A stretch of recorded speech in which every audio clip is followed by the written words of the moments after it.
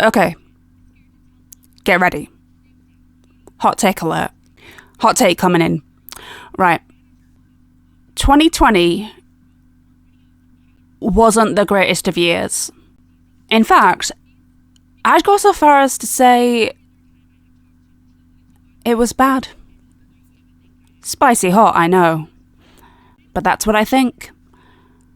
And it looks like 2021 is going to be another wild ride. Woo.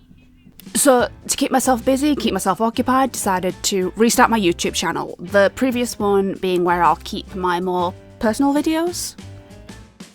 I like to call these ones home movies. And this channel is more media focused, and I have the space to talk about all the things I want to. If I want to make a lengthy video series about all of the Marilyn Monroe movies that probably a dozen people will ever actually be interested in, I will. To paraphrase the great philosopher Billy Piper, because I want to. Now sometimes I hit on a winner. I can get my grimy hands on all sorts of Vegeta merchandise. My problem is I'm always loving secondary or minor characters that literally no one else cares about. So I'm going to be listing 5 characters I think are criminally underrated because... And that's all the reason I need. Let's go.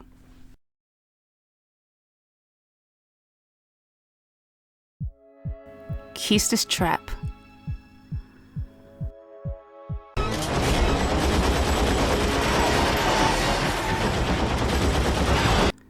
So this is what love feels like. It's nice. I know she's just a collection of ones and zeros. But you can't say that she is not a good collection of ones and zeros. So what else she got? She's beautiful, intelligent, a child prodigy, has her own fan club, does not care about gender titles. But I can theoretically hear you saying in my head, isn't she a bit too perfect? Oh, but she has insecurities. Such insecurities. I just want to whisk her up, wrap her in the warmest duvet and fight her battles for her. Not that she needs that. She's fine.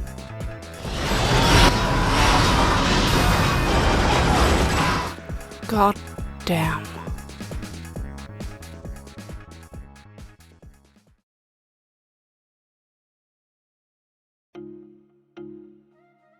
Sadeera.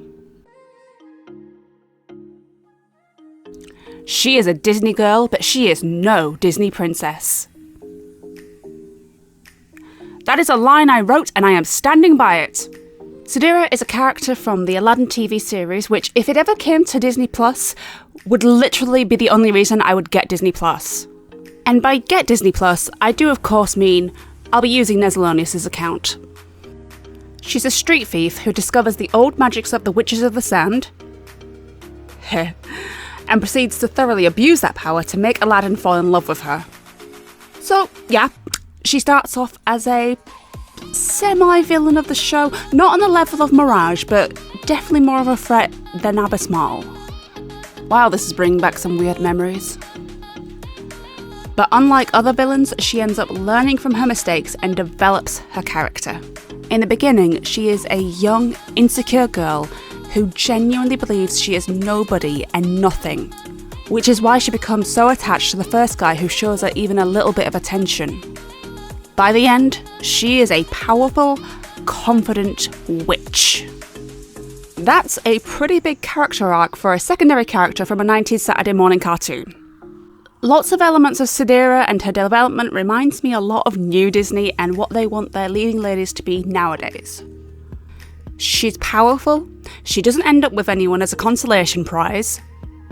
And definitely doesn't fit the typical Disney princess look. Oh yeah, speaking of Disney...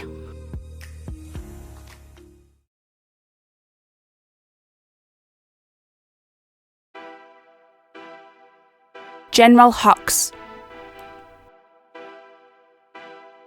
So 2009, the bloke who played Jekyll from the League of Extraordinary Gentlemen, that's who he looks like. Oh my god, it was irking me for 4 whole years, and I only just clocked who he reminds me of.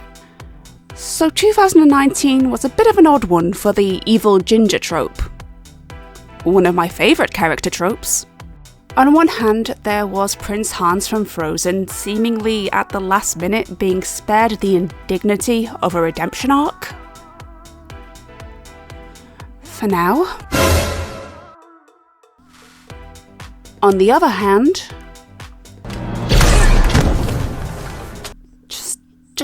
I can't with you, Disney, sometimes. Jesus. I know he wasn't the big seller character. Well, I mean, that's why he's here, isn't it? But he did have fans, and we were hacked off. Come on, Hux deserved better. I mean, okay, he wasn't the best character, but he did something that seemed impossible. Bringing style to the bad guys of Star Wars. Before now, all we had is crusty guys with bad haircuts.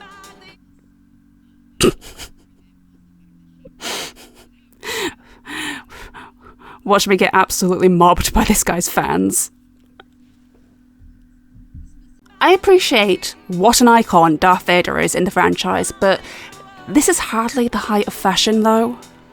Plus, Domhnall Gleeson is just one of those people who looks good in anything he wears. Skinny cow. Did one of the directors say to him, "Give us totalitarian space fascist, but make it fashion"? Now that's a wave of destruction that's easy on the eye. We can only take solace that he was spared a full-on face-heel turn. And I know that sounds ridiculous to a lot of people, but we all know that an audience will accept any sort of redemption arc, as long as the character is, bit of a dish. Search your feelings. You know it to be true.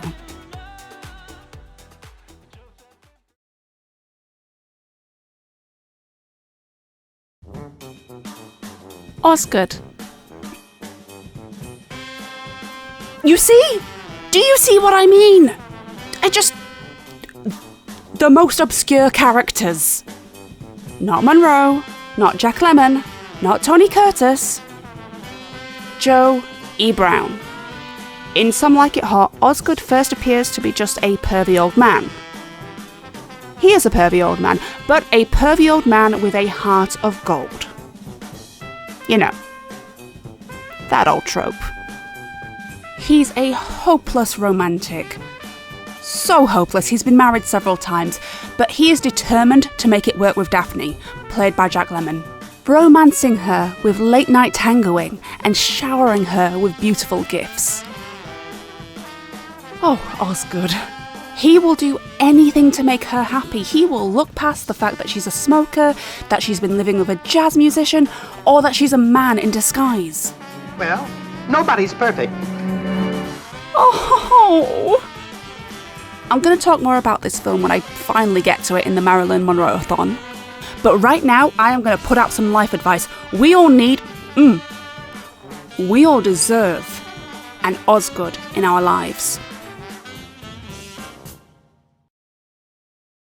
And that's it. That's the 4 characters I think deserve more love. All 4 of them. Hannah, it's your channel. You're the boss. You can talk about anything you want. Really? Really. Thank you.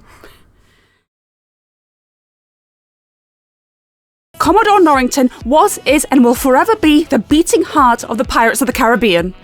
He is this barrel of contradictions, and I love it. One moment, he is leading his men into battle. The next, he is so fragile, he looks like he's about to burst into tears. Okay, also, how does a bloke go face first into pig slop and still be a 7? 6.5 if I'm being mean.